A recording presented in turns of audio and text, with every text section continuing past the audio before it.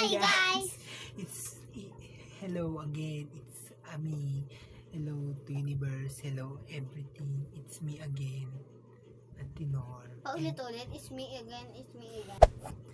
Ayun, it's me again. Ano na naman? Ayan, hello. Hello to me. To my family and friends. So, wag na natin patagalin. Let's go. Ha?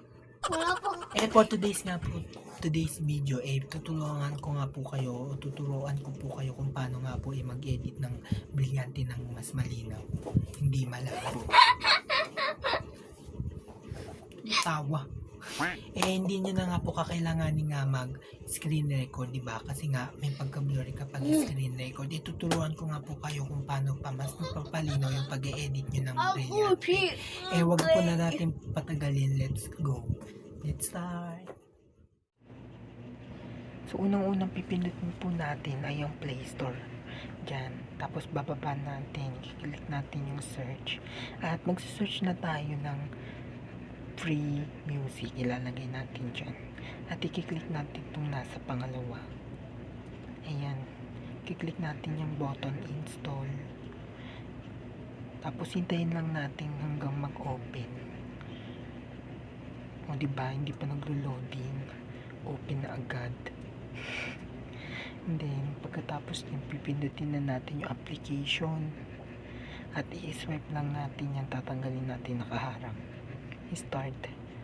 At syempre, magsa-search na tayo ng gusto nating i-download na brilyante.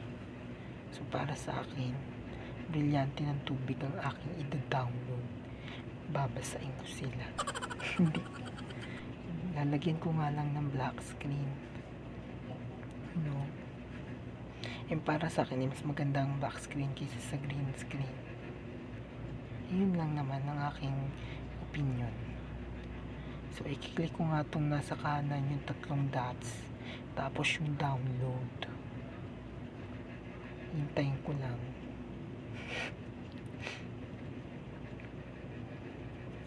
Tapos, kiklik ko ito yung MP4 kasi ang MP4 ay video. Then, confirm. Tapos, click lang natin itong nasa kaliwa, nasa taas. Tapos, click natin yung may music. Tapos, downloads.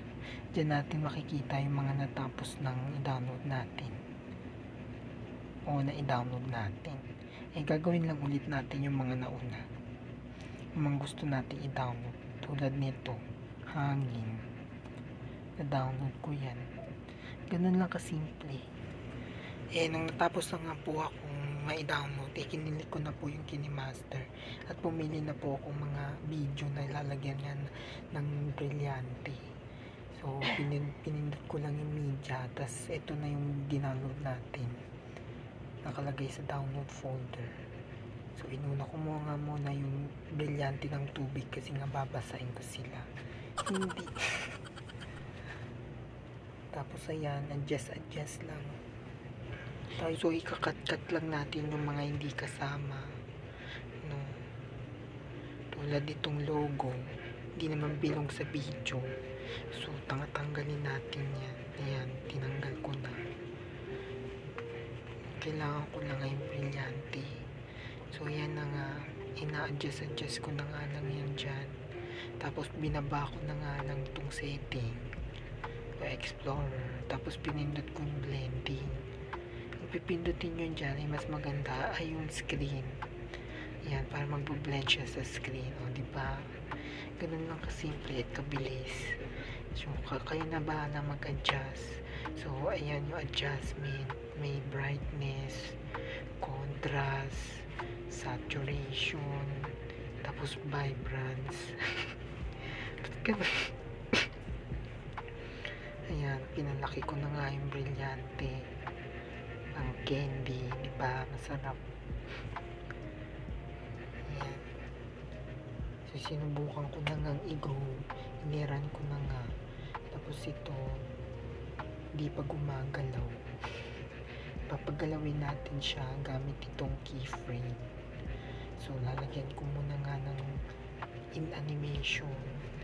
Fade in, tapos fade out. In,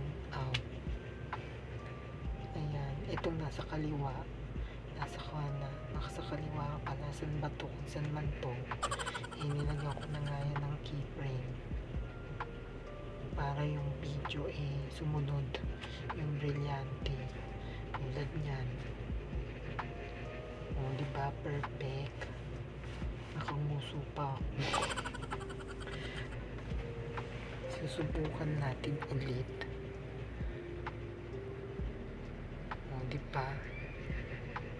O diba, pumunta sa ilalim.